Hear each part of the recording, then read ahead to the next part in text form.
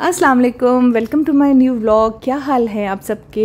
उम्मीद करती हूँ सब लोग ठीक ठाक होंगे। हम लोग भी बिल्कुल ठीक ठाक हैं। आज सुबह सुबह मैं आ गई थी किचन में। मैंने कहा आज मैं अपने हाथों से पराठे बनाती हूँ। और यहाँ पे हम लोग घर का जो हमने देसी घी बनाया हुआ था उसके पराठे बना रहे थे। असल में जब बच्चे स्कूल जा रहे होते हैं ना तो बच्चे पराठा नहीं खा के जाते हैं, बस वो छोटा मोटा नाश्ता करते हैं। तो मेरा ये दिल होता है कि सैटरडे संडे को ना मैं उनको पराठा खिलाऊं।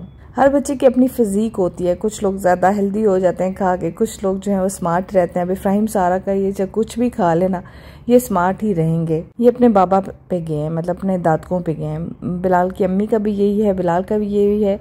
ये लोग माशाल्लाह से इनकी ऐसी फिजिक है ना कि जो मर्जी खा लेना ये लोग स्मार्ट ही रहेंगे माशाल्लाह से। और ऐसे लोग जो होते हैं ना वो बहुत लकी होते हैं कि वो जो भी खा लेना उनको लगे ना। अच्छा, मेरा पराठा चेक करें कि मैं कैसे बना रही हूँ। अंदर भी देसी घी लगा रही हूँ, उसकी लेयर्स बना रही हूँ और फिर बाहर भी देसी घी लगाऊंगी। लेकिन पता है मेरे साथ क्या प्रॉब्लम होता है, मैं आपको एक मज़े की बात बताती हूँ। मैं चाहे वो रोटी बनाऊँ या चाहे पराठा बनाऊँ, जो मेरा पहला पराठा और पहली रोटी होती है ना वो हमेशा ख़राब हो जाती है। पता नहीं इसको क्या मसला है, मतलब वो गुजारे लायक होती है। और पता नहीं हम औरतें जो हैं वो इतनी अच्छी क्यों हैं, हमारे दिल में इतना प्यार क्यों भरा हुआ है कि क्या होता है कि जो पराठा और जो रोटी जो पहली मेरी ख़राब होती है ना, मतलब ख़राब नहीं होती लेकिन गुजारे लायक होती है, वो फिर मैं अपने लिए रख लेती हूँ। मैं कहती हूँ यार ये मैं खा लूँगी, लेकिन इन लोगों को मैं अच्छी बना के दूँगी। असल में रोज़ मैं नहीं बनाती हूँ, कभी कभी बनाती हूँ। फिर जब बनाती हूँ तो मैं कहती हूँ कि चलो इनको मैं बेहतर वाला दे देती हूँ, अपने लिए जो है वो मैं सिंपल वाला रख लेती हूँ। जैसे लास्ट व्लॉग में आप लोगों ने मेरी हेयर कटिंग बहुत ज़्यादा पसंद की, सबने, इसका बहुत थैंक यू। असल में ये हेयर कटिंग अच्छी लगती है बहुत, लेकिन उस वक्त अच्छी लगती है जब आपने ब्लो ड्राई किया हो या बाल सेट किए हो। अदरवाइज ना आपको पिन्स लगा के बाल पीछे करने पड़ते हैं। लेकिन काफ़ी अरसे से मेरा दिल कर रहा था कि मैं फ्रंट की कटिंग कराऊँ, तो मैंने कहा चलो अभी गई हुई हूँ तो मैं कटिंग करा लेती हूँ। अच्छा, ये मैंने तवा लिया था ना, आपको याद है मैंने कुछ दिन पहले मैंने शो किया था कि मैंने तवा लिया है। और अभी ये देखें, इसको मैंने सिर्फ कितनी दफ़ा यूज़ किया होगा, मतलब इसको मैंने 6-7 दफ़ा यूज़ किया हो, शायद इससे भी कम यूज़ किया हो। लेकिन ये तवा ना अच्छा नहीं है, मतलब ये जो सिल्वर वाला होता है ये नहीं अच्छा होता है। वो जो पुराना काला तवा होता है ना वही अच्छा निकलता है, बाकी तवे नहीं। नॉन स्टिक अच्छा निकला है, मैंने वो भी लाया था, वो भी नहीं इतना अच्छा निकला। और ये वाला लाया तो ये भी जो है आमिर भाई बताते नीचे लगता है। आज मैंने खुद ट्राई किया तो मुझे भी लगा कि रोटी जो है वो सही नहीं बनती, पराठा इस पर सही बन जाता है। शायद वो ऑयल होता है ना इसलिए सही बनता है। अच्छा, आप लोगों ने कमेंट में मुझे ये भी पूछा हुआ है कि आप फूल मखाना कैसे खाती हैं। उसके बहुत सारे तरीके हैं, लेकिन जो मैं तरीका जैसे मैं करती हूँ ना मैं आपको शेयर करूँगी आज। बड़ा ही मज़े का तरीका है, उससे बड़े मज़े के हो जाते हैं। जो फूल मखाना है ना इसके हेल्थ बेनिफिट्स बहुत ही ज़्यादा हैं और इसमें कैल्शियम होती है, भर भर के कैल्शियम होती है। और ये ना आप जितने भी ड्राई फ्रूट्स होते हैं ना उनका सबका कहते हैं बादशाह है ये। तो मतलब इसके इतने जो है ना वो फ़ायदे हैं और महंगा भी इतना नहीं है, मतलब इस बड़ा रीज़नेबल सा है। अभी मैं खाऊंगी थोड़ी देर तक तो मैं आप लोगों को दिखाऊंगी कि मैं कैसे खाती हूँ। अब ये मैं साथ साथ चाय भी बना रही थी। चाय में हम लोग चीनी नहीं डालते, चीनी शक्कर जो है वो हम साथ रखते हैं। और चाय में हम बस दूध में पत्ती डालते हैं, मतलब उसमें पानी नहीं डालते, क्योंकि जो आजकल जो दूध मिल रहा है खुला वो कौन सा हमें खालिस मिल रहा है। पानी तो जो है वो दूध वाले खुद ही डाल के दे रहे होते हैं। तो हमने सोचा कि फिर इसमें हम मज़ीद पानी ना डालें तो वो मतलब बिल्कुल पानी वाली चाय बन जाती है। और डब्बे वाले जो है उनका बिलाल साहब को उन पर ट्रस्ट ही नहीं है, डब्बों वाले दूध पे, कि नहीं जी ये पता नहीं क्या क्या मिलावट होती है।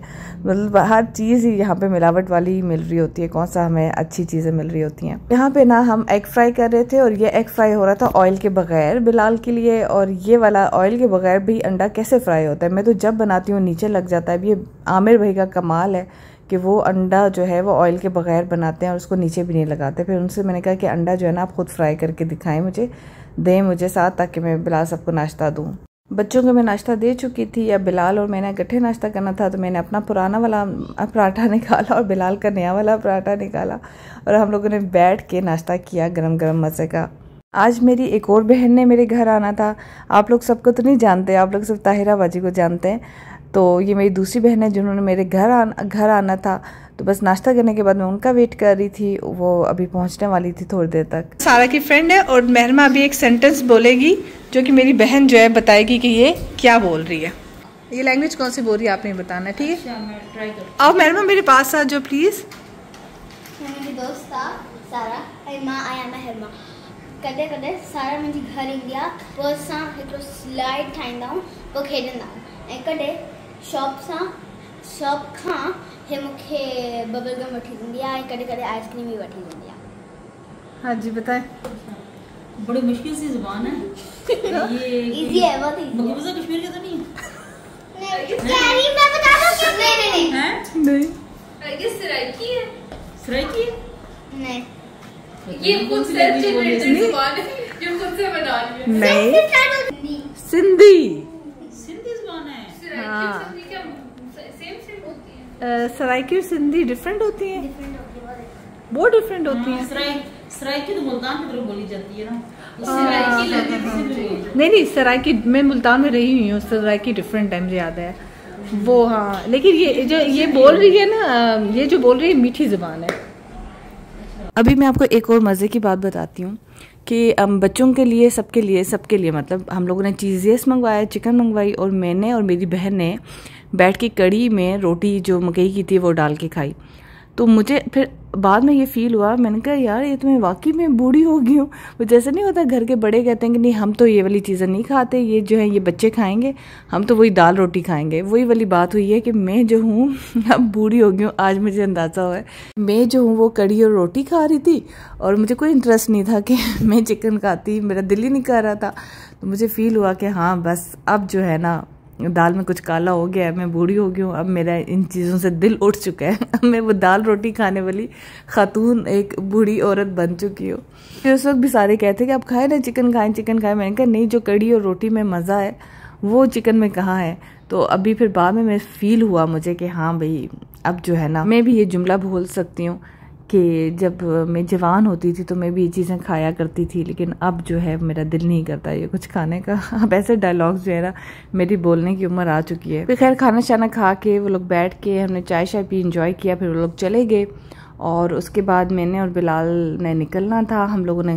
हमने कुछ सामान लेना था घर का, हमने वो लिया और उसके बाद हम लोग फ्रूट लेना था, वो चीज़ें ली और बस ये लेके हम लोग घर वापस आ गए। और अक्सर ये होता है ना कि अभी मैं न्यू कमर हूँ ना जैसे क्लास में न्यू कमर नहीं होते उस तरह मैं यूट्यूब में नहीं हूँ, तो मुझे याद ही नहीं होता कि मैंने वीडियो बनानी थी। और जब सब कुछ हो जाता है मुझे याद आता ओहो मैंने तो वीडियो बनानी थी मुझे याद ही नहीं रहता।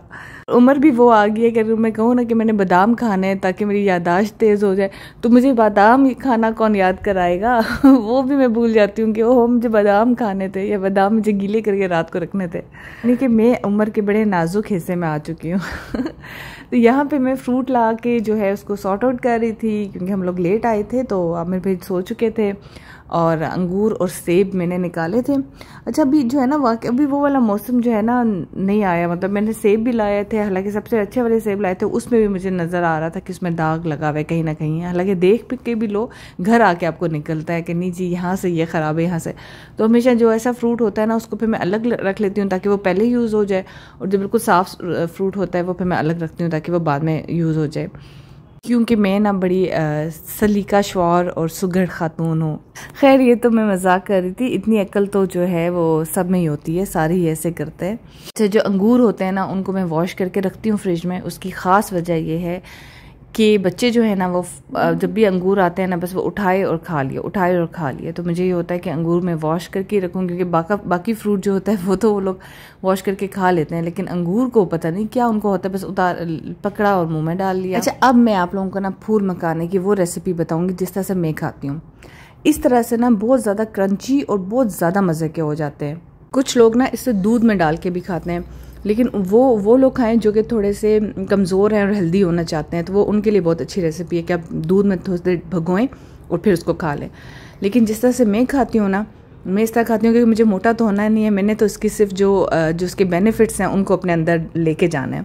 तो मैं इसको डालती हूँ बाउल में जितना भी मैंने खाना हो, और फिर मैं इसको माइक्रोवेव में रखती हूँ। माइक्रोवेव में आप कम से कम भी 20 से 40 सेकंड के लिए होता है, आप अपने माइक्रोवेव के हिसाब से कर लें। और फिर जो ये बनता है ना सही क्रंची मज़े का, आप कोई मूवी देख रहे हो कोई ड्रामा देख रहे हो, बस इसका बाउल लेके आ जाएं, बैठ जाएं, जैसे पॉपकॉर्न खाते हैं तो ये चीज़ खाएं।